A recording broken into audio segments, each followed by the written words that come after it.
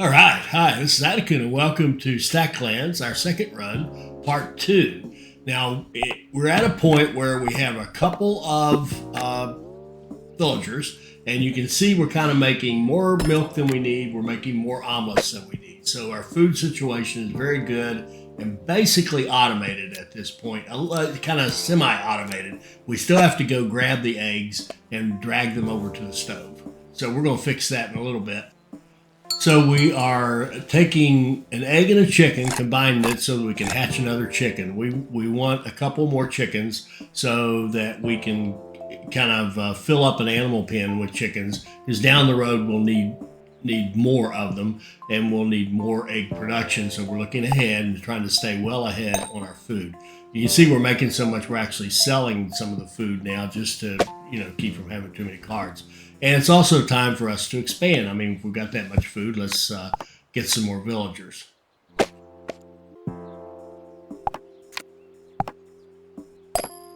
So here we take our two villagers, go to the house, and begin making a baby.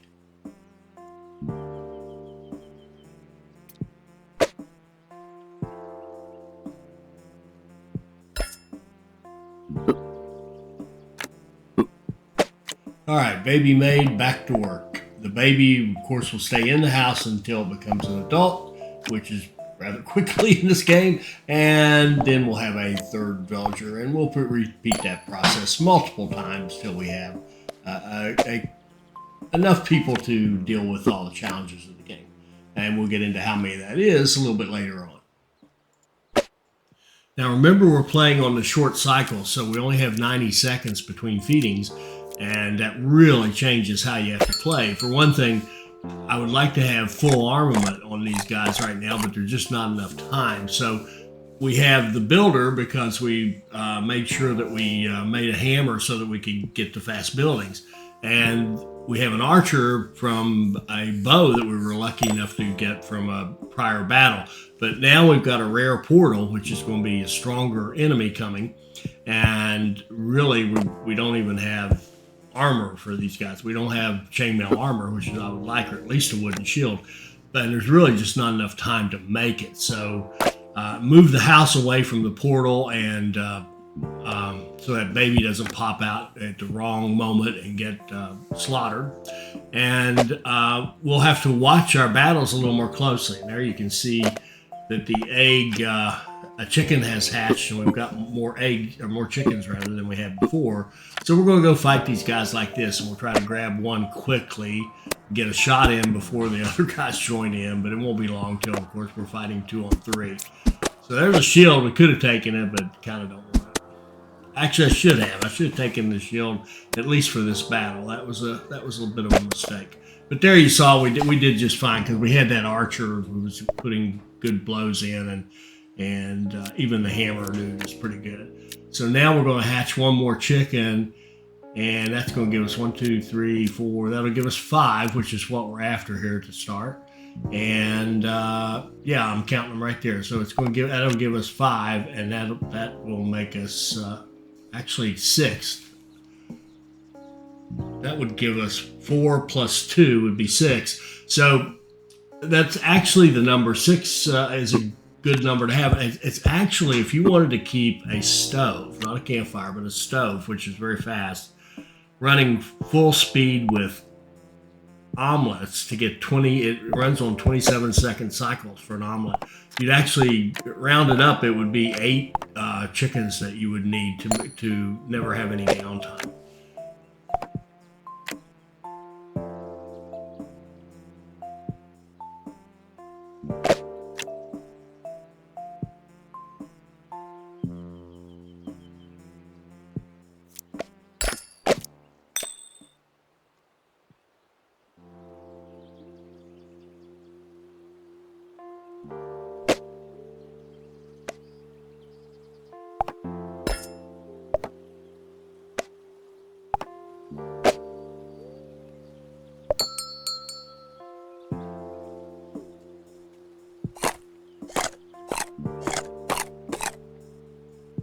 Now that feeding reminded me that we have a new villager and there's a trading cart. And I like to abuse the trading carts as much as possible.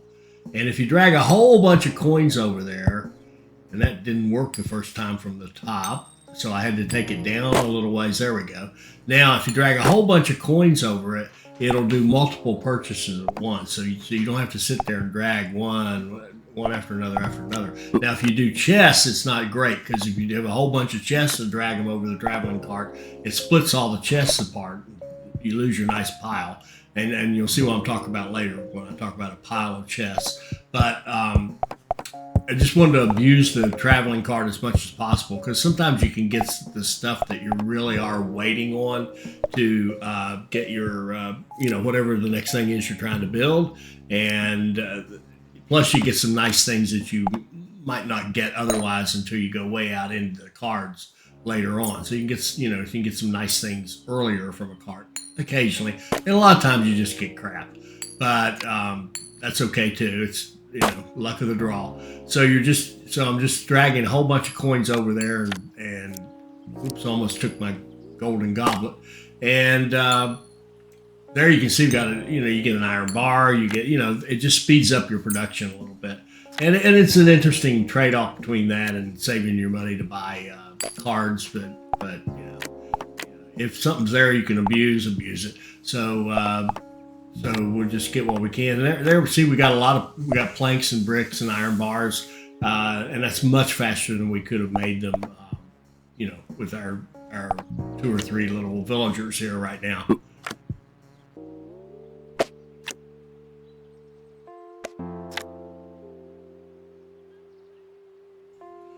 I tended to stay with iron production fairly heavily. So I tried to have a miner, built that miner early, got him the pickaxe early so he'd be efficient, and tried to get that iron ore, that smelter running and get us plenty of iron bars. That way we can get the chainmail armor on our troops, and we can, there's a lot of advanced things. Plus your warehouses need an iron bar.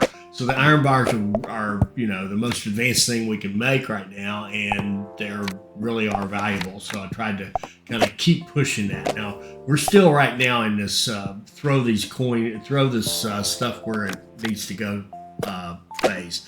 And I personally am not a fan of. You can just line your stacks up, and the stacks will most of the time jump where you want them to. But a lot of times they don't. You still have to go clean it up. So obviously, you're working hard at the beginning because you have to just micromanage everything. And plus, look at all these eggs and milk and chickens and cows and rabbits overrunning our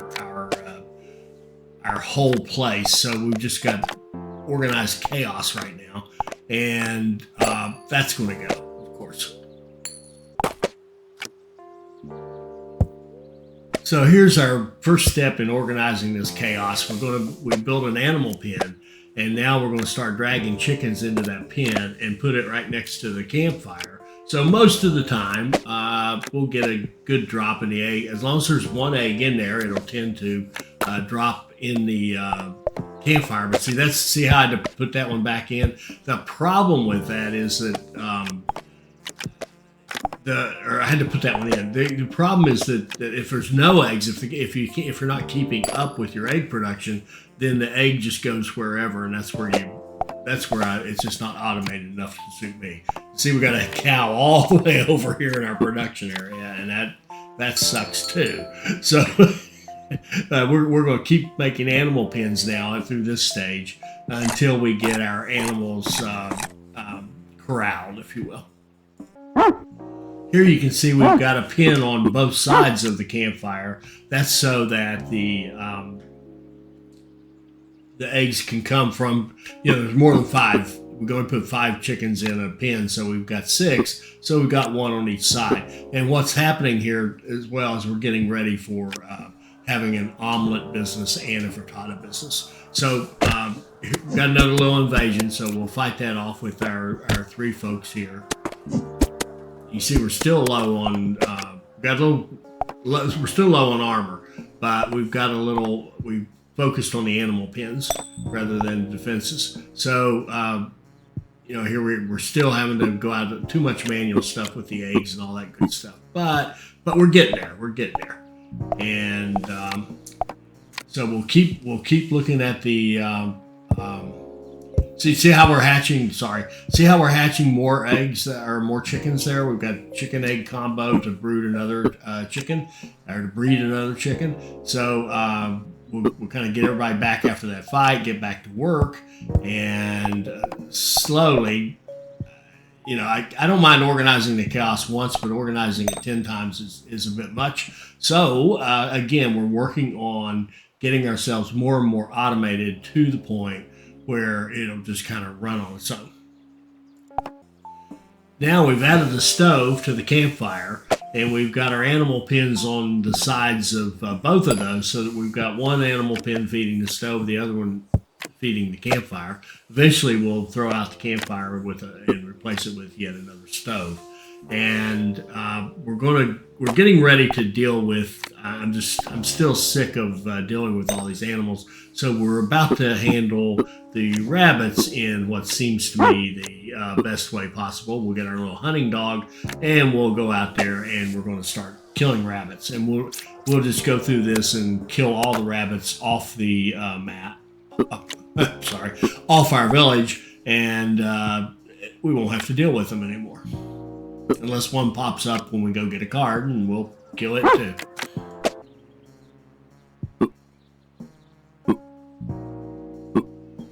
With some of those rabbit kills, one, sometimes you'll get a rabbit fur hat. You want to put that on one of your villagers and then take it off and sell it, because it actually reduces the health of your villager, total hit points by 5. It does give you other bonuses for combat, but I think the idea is the hat, one, it's no protection in battle, and 2, it probably gets in your eyes and reduces your vision. So it actually is a hindrance. But there is a quest to have one of your villagers wear a rabbit hat, so you kind of want to put it on somebody to get that quest. Then you can, as I said, take it off and throw it away, because you'll want other helmets that you get out of battle down the road. So here we're at the end of a battle where we've got some eggs, and I realize these eggs are not jumping on the campfire. They're actually jumping off to the left, and I've had enough of this. Now, I did build the Road Builders Guild. You can see we've got that view up there with the default pull down. And so in a moment, we're going to take the time to set up the first real degree of automation, where we're going to have things automatically jumping from one building to the next. There we go. We're starting it right now. We're going to have the iron mine always go straight into the smelter. We're going to have the lumber camp go into the sawmill. We're going to have the quarry go into the brickworks. That kind of thing, just simple stuff. We'll do the same thing with the food over there and kind of set it up so that our animal pens are feeding directly into the campfires, and we'll have less of the mess to clean up. So we've kind of cleaned up the animal mess. We've got it organized over there to the side with, the cows in a pen, the chickens in a couple of pens, animal pens, and we're starting to get our production set up. And now we're just looking at maybe some markets to help us even more. I like to use the markets as like a storage space for the output from the production facilities and from the food, because the game really does lack. And I know there's mods you can get to do this, but the game really doesn't have any storage. You build warehouses, but nothing goes in them, so you don't really have storage. And you can see here, I'm not keeping up well with my warehouse building, but we're making so much food that you can just say, okay, I'll sell food. And so all is well. But anyway, we're getting into more automation here, and I'm going to move on to the next thing that's at least remotely interesting. Here's an example of a really simple little chain. You've got animal pen to cooking device to a market. The market kind of acts as storage for the products that you're creating, and occasionally, every 60 seconds it'll cycle through and sell one item off. Now here, build a second stove, and we're going to just replace the campfire with the stove in our little food building setup down here. So we've got animal pen going to a stove rather than a campfire going to the market. And what am I doing here? Just looking at how I can organize it a little bit visually. It really doesn't matter. I mean, these lines can cross, they can go wherever, do whatever. It doesn't matter. In fact, I'll show you how to really kind of, if you will, abuse that. Oh, that's what it is. I was waiting on a market. So we're going to run it to its own market, and then I'll show you how we're going to do the coin setup so that our money gathering is automatic and it's all going to one place where we can use it. We have our production set up to markets. We have our food production set up to markets. And so now what I'm doing is dragging out the markets to go to the coin chest. The coin chest can take inputs as well. So you can see now we've got this web going where everything that you're producing, our building materials over here to the left, our food over to the right, is going into a market, and then that market is connected up here to our coins. And you notice I've got them in a stack. So what we're doing is saying, okay, market, you made a bunch of coins, send them over to your coin chest. Well, that coin chest is going to end up being in a big stack, so that it'll take all that money and put it into that stack of coins. So now we can just move that stack of coins around to wherever we want to spend money, but all of our money that we're creating throughout our little village will go. And right there's an example. I decided to buy, I'm trying to get all the ideas. So I spent some money and cashed in. See, you're cashing in the whole chest, and that's money coming from our goods, our building materials production, and from our food production. And so we're just going to go through and kind of cash in the ideas using that stack, and this allows us to basically gather up all our money into one place very, very easily. And sometimes I forget to go over there where I can automatically get the money, but that's okay. So now we can move ahead and just start printing money, and you'll see what a problem that creates a little bit later on.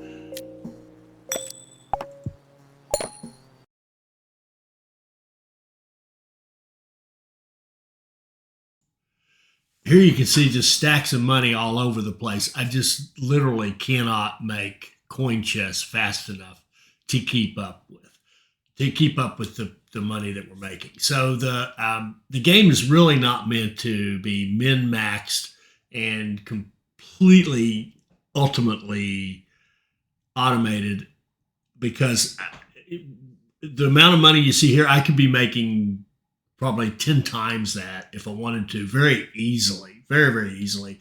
In fact, I may do it just for fun here. I think I will. Next time, I'm going to make a little money printing machine and show you how that would work, and let that run for a little bit. It'll be a pain, but it'd be something to do. So we'll make a little money making machine and go with that. And then I'll probably blow it up, because it's just the amount of money that you would make would be ridiculous. But at any rate, I'm basically, again, I can't make coins fast enough to keep up with the money that we're making. And in fact, at one point I moved to a dog production. So all dogs are running all my production facilities, building material production, because it's just too much of a pain. There's too much, you're making too much money.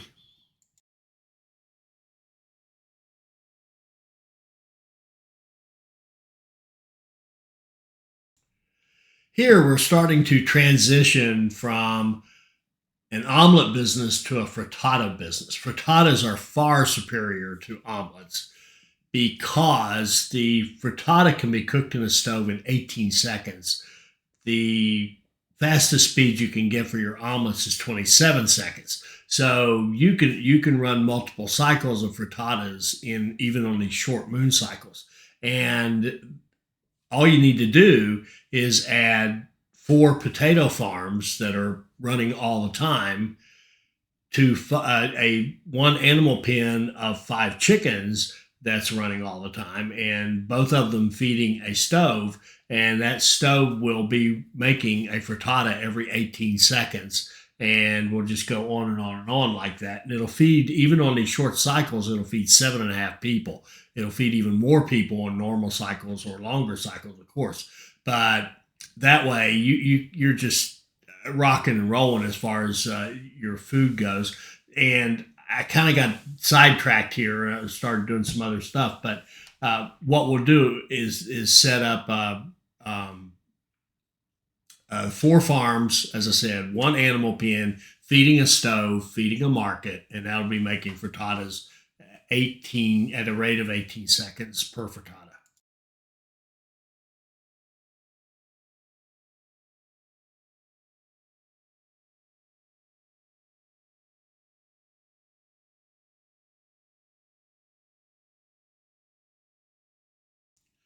Okay, so I wasn't so much sidetracked as I was had to make more crossroads, because what we need to do, because we have 4 and not 3, right? A crossroads has 3 inputs, 3 outputs. So it's easy to do 3. Doing 4 means that you have to take the output of a crossroad and put it in another crossroad in order to feed your stove, because you only have 3 inputs on the stove. And here I'm trying to goof up. I'm trying to put the crossroad on the market. That's just what I did. So now we're going to be selling potatoes. Now, there we go. There we go. I brightened up. And we're going to set up the 2 farms to go to crossroads. Now, they go to crossroads. This is kind of I think of this as a poor man's greenhouse. A greenhouse is something that comes up later that we can create, which then automatically kind of keeps itself seeded. So it's a farm. A greenhouse is a advanced farm which will create whatever it is you sown there, but one will stay behind and allow it to keep running, and the other one pops out to be used. Now we're doing a poor man's greenhouse by having a crossroads that takes the 2 output from the farm, sends one back to the farm, and sends the other one on down the line. And that's what we're going to be using for our frittata setup. Now here's that full-blown frittata business I was talking about, where you have 2 farms feeding each into their own crossroad. Those 2 crossroads feed into another crossroad, which then feeds to the stove, because you got 3 inputs on the stove. And there I just hit the E button, which is just great. It flips everything to a grid and helps you line everything up. And many thanks to VIFF I won't even attempt to pronounce that, for pointing out that E button that you can use to, you hit it and your whole board kind of aligns to a grid. It's nice for lining things up if you're trying to make things look a little bit prettier. And a shout out to VIFFVDTCED, I won't even attempt to pronounce that, who pointed out that you can hit the E button to do that alignment to grid. That's very useful. So thank you, VIFFVDTCED.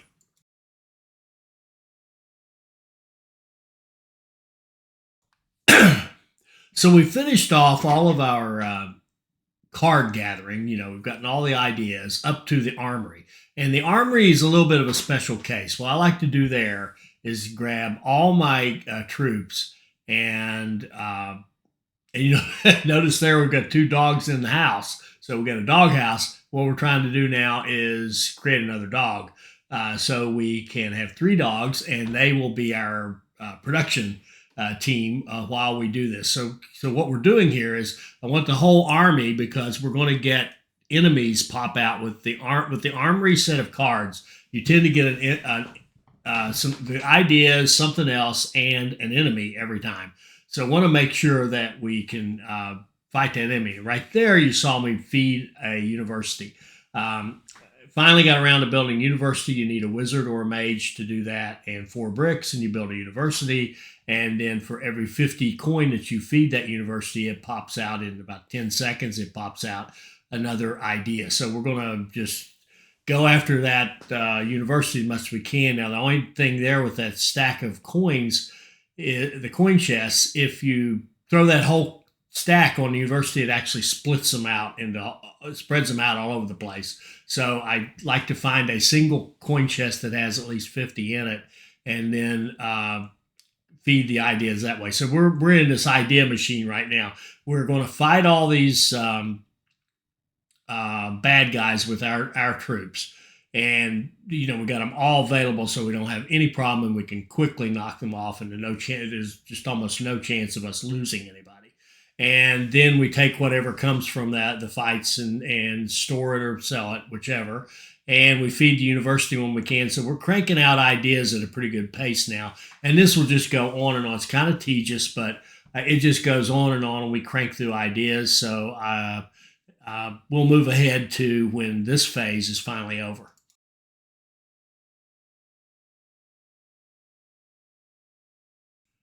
With this last little battle, we will have the armory done. And could have done this faster by splitting troops up into small groups and doing multiple of those at a time. If I were trying to do a speed run, I would do that. You can see it's just very tedious to do all this. So we're ready to move on to the explorers and go into the next phase. All right, so I promised you a little money-making machine, and I thought about it a little bit more and thought, well, let's be a little more practical. Let's set up something that we could actually use that would be more likely to be used in gameplay. So what I did was I set up a little system here. I'll show you in a second. First, I want to show you very quickly. I'll try not to bore you to death, but I want to quickly show you kind of the math of all this. Okay, so if we look at our factory plan, I've calculated everything down to product per second, or required products per second. And if we set these things at different cycle speed, of course, we need more product and, faster cycle speed, like lower, right? So you cycle every 10 seconds. So like here, a plank, you can see our plank can conceivably go as fast as 10 seconds. So if we were to set it up to actually run on 10 seconds, it would need 0.1 products per second. And that means we would need a lot of wood, and we would need actually 4 specialists running a lumberjack just to lumber camp. So in other words, 4 lumber camps with specialists, meaning they all had axes, a villager with an axe, to hit that 10. But if you did that, you could that's how I was talking about making a money-making machine. You could just set up planks or bricks, either one, set them at max, set them at 10, set up enough of the quarries or lumber camps or whatever it takes to support them, and then print out like 50 corn a moon on a 90-second cycle. If you're doing a 120-second cycle, you'd be making more, right? 150-second cycle, even more. So that would be your money-making machine. But a more practical thing to say would be, where can we level this out? And so you're not producing a whole bunch of overages and having to build a warehouse every 30 seconds. So, and plus making so much money that you would have to be printing coins constantly. So I looked at all this, looked at all the numbers, and said, there's actually a sweet spot here around 2 per moon. So every moon you make 2 planks, 2 wood, 2 iron bars. And that should be plenty to keep you going in terms of your production. Now, if you wanted to sell that and make money with it, then what you could do is set up this. So what this is basically, we've got 6 markets. Because if we look out here, we need at 45-second cycle for each of the 3, we would need 2 markets to support each one. And we also have a small amount of overage. We would make some excess wood.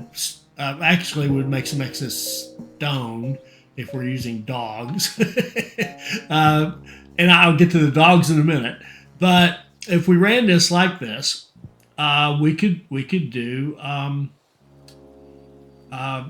basically support 6 markets pretty easily. So I've got 6 markets out here, and I built some crossroads here, and I'll explain these in a second for how we want to evenly distribute all this. So a quarry can make flint, coins, or stones.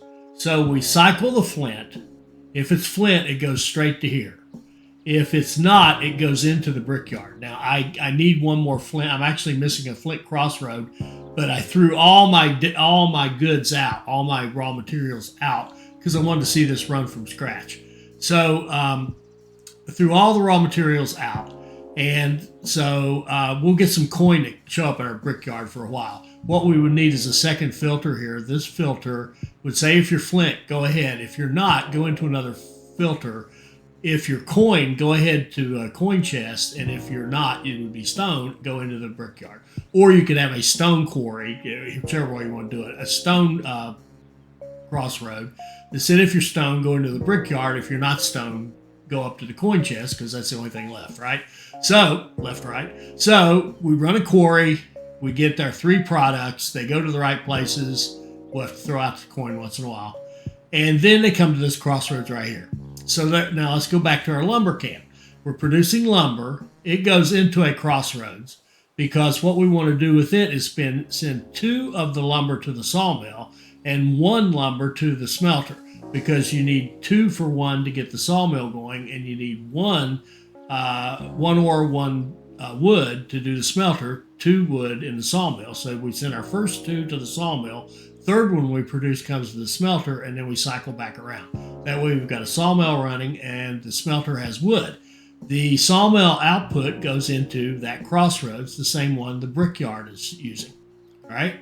Then the iron mine goes to a crossroad because it can produce stone occasionally and coins and the iron, right? And this is an example of what we want to be up here as well. So you go to the iron mine. You say, did you make stone? Run it up to the brickyard.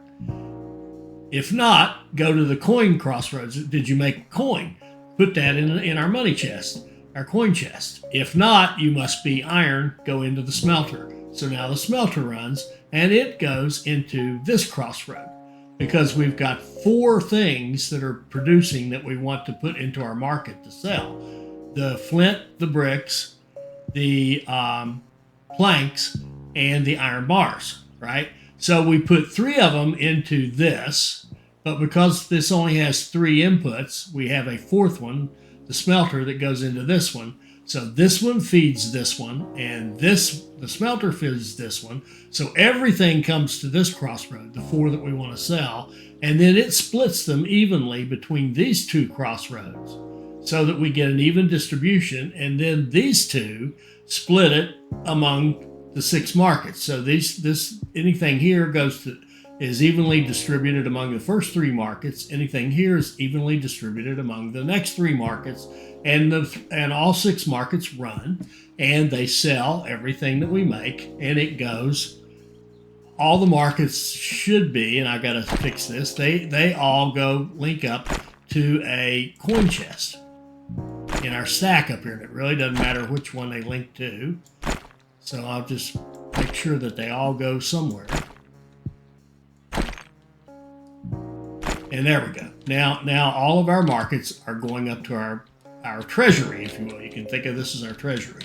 So let's see what happens. So I'm going to put a miner on the iron mine. I'm going to put a lumberjack on the lumber camp. I'm going to put a miner on the quarry. And we're going to watch this run. I haven't seen it yet, so let's just see how this goes.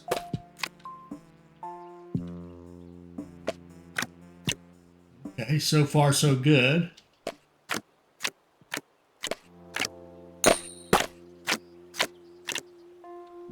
So far, so good.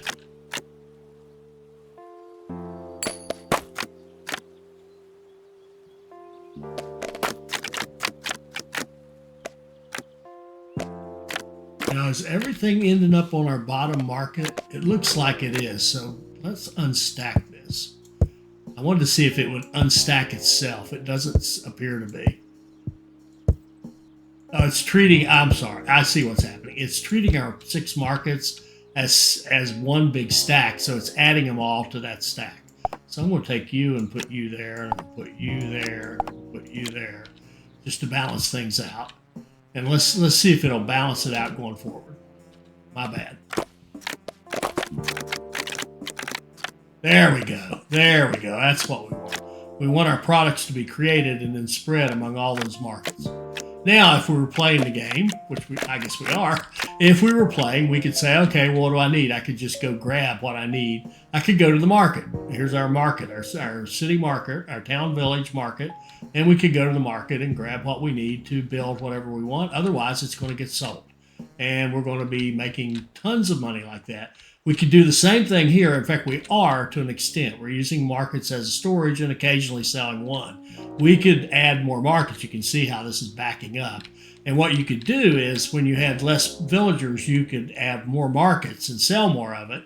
And then as you added villagers and you were getting closer to your capacity, you needed all the food to eat, then you could start backing markets off to match your villagers. So, I mean, you could do anything. The game just, there's just all kinds of possibilities. But anyway, right there's a nice little market distribution system that's going to sell this stuff. And it's actually producing faster, it seems like, than, that's, the backup is probably just because I had, had them all in one stack. So it was treating all those markets as if it was one stack. Interesting. I'll have to think about what possibilities that opens up for us. And it does open up some. And by the way, this lumberjack I have here, he was a ninja, and I just put the axe in, which took the throwing stars out. If we have a battle coming up, we'll just switching back and make him a ninja again if we want to. All right, so there you go. There's our little kind of money making machine, and that to me is a good design in general of how you would want to run your markets. And again, as I said, now we need a flint and a brick a flint and 2 bricks. So there's a flint right there. So let's grab this flint and let's grab a two brick. Here we go. And let's build another filter crossroad. And we can fix this thing.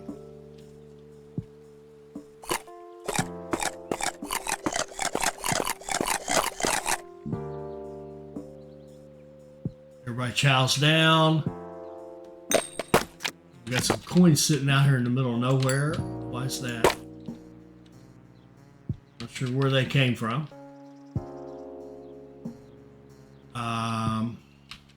Okay, we got another filter. So what we want to do is insert it right in here. Easier said than done. Be nice if we could select a whole group and move it, wouldn't it? Okay, let's just scoot all this over one. And our stone, and we're overproducing the stone a little bit anyway. You go there. You go up there, I guess. So this is going to be a stone crossroads. So this filter, all right, if it's flint, it just goes over here. Otherwise, instead of going up here, it's going to go into this stone. If you're stone, then you go up here to the brickyard. And if you're not, you go up here to a chest because you are money, right? And I'll hit E to straighten this up.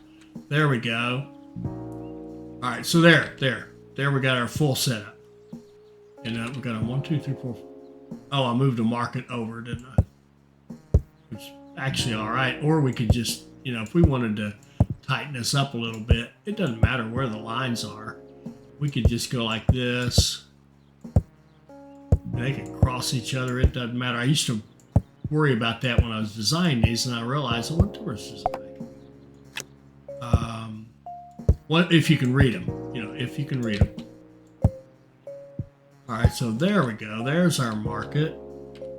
Yeah, see, they're just lines in the background anyway. So there we go. There's our setup. We're here.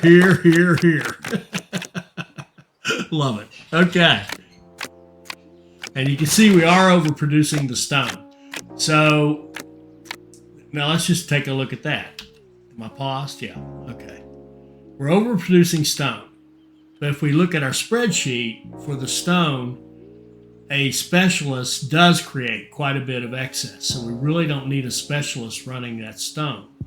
In fact, the best match for what we need, we only need 0.04. A villager would make excess. So let's just make this a villager. Let's take this guy off. And let's put our ninja over here and slow this down a little bit. I'm going to take the stone and sell it. And we're actually overproducing wood as well, right? So if you look at the model, if this is what we're trying to produce, we're actually overproducing on the wood. So the wood is making, if we have a specialist here, we're actually producing on the wood 0.07 per second, which means that we're actually producing 4 markets worth of excess wood. Now we could add add markets and we could add 4 more markets and go nuts like that, or we could just say, well, we don't need that much. A villager would produce nothing. 2 dogs would produce nothing. So we could either have, and I'll think about this, we could either, and this will lead to something else in a minute. If you had a villager, we wouldn't be producing excess. So this villager ninja should be just about right to keep all this going. And let's just find out. Let's go here and sell all this. Okay. And let's just see if in fact, let's start over. Let's just sell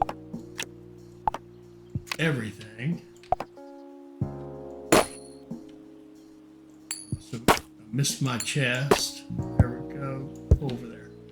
All right. Let's sell everything and start over and see what happens.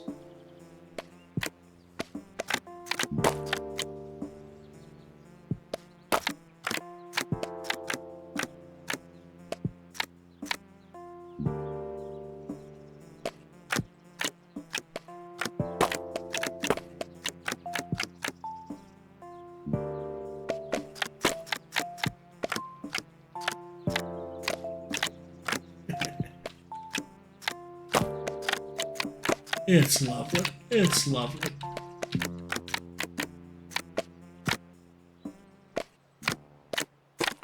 And there, you see the coin pop all the way up here? That came out of the iron mine from this one right here. We hit E again. There, straighten them up a little bit.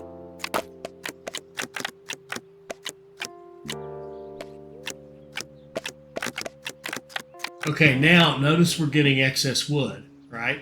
So if we look at it again, we've got a specialist in our wood, and we're getting quite a bit of excess. Now, where do we not get it? A villager or a dog. We could actually run a dog at 0.03. No, he'd be too light. A villager. We can run a villager here. So if we take our lumberjack out and put a swordsman in here. Now, are we doing excess? And this is again to make a whoops. Again, this is to make two a cycle. So if we look at the iron ore, 0.02 we would need a villager there, and that would match. So we could actually just forget about our specialist if we don't want to overproduce and just have 3 regular folks. And by the way, if I took, okay, let's just do it. Where's my dogs? If I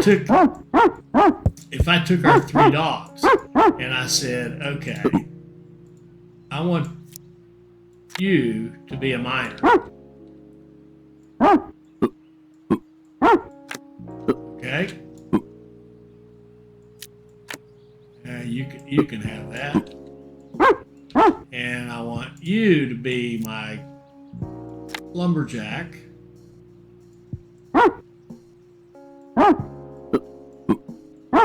You can be that. And I want you to be my other miner. Okay, so by having 3 dogs in here, but giving them the tools, it's like having 3 villagers, because we've taken they can make one every 30 seconds. They can do 1 in 30 seconds, where a villager is 1 in 15 seconds, and a specialist is 1 in 7.5. But if a dog with the tool is now a 1 in 15, because he doubles his rate, so he's basically a villager. So that's like having 3 villagers working this whole thing. And let's just see what happens with that. It'll be slower, obviously, than having specialists, but it also won't be overproducing and causing us to run around and make coin chests every 30 seconds. So I'm going to sell everything so we can kind of start over again. Again, I missed my coins. Okay.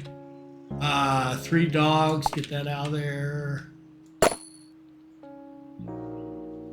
And we'll just make you a ninja. Make you a ninja.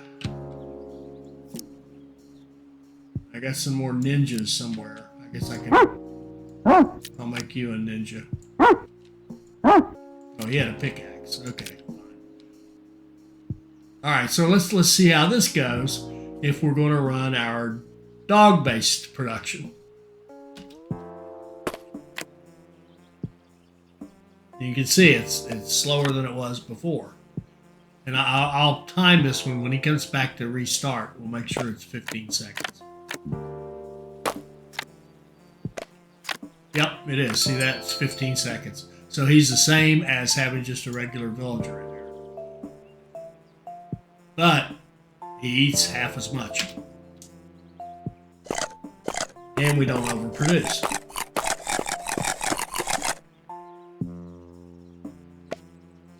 Ooh, a strange portal. We don't care because we've got all our people ready to fight. Go.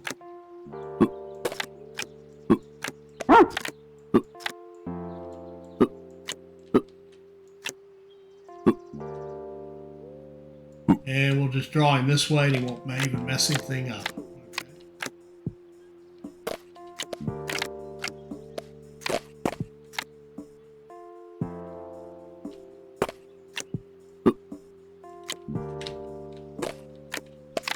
Come out. Now, do we want another dog? Yeah, we do. We'll take a dog. You just join the crew here. We'll give him a pickaxe for now, so he'll have a weapon. Rat, merman, skeleton. Let's let him come over here so we don't mess up things too much.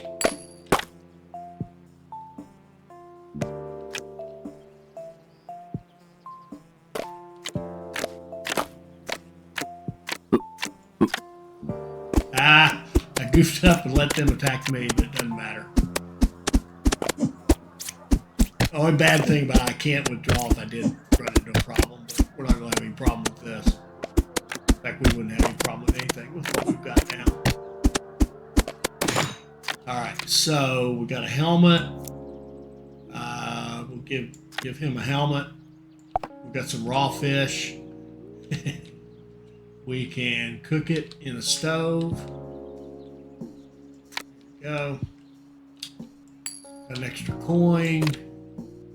And we got a mystery. Keep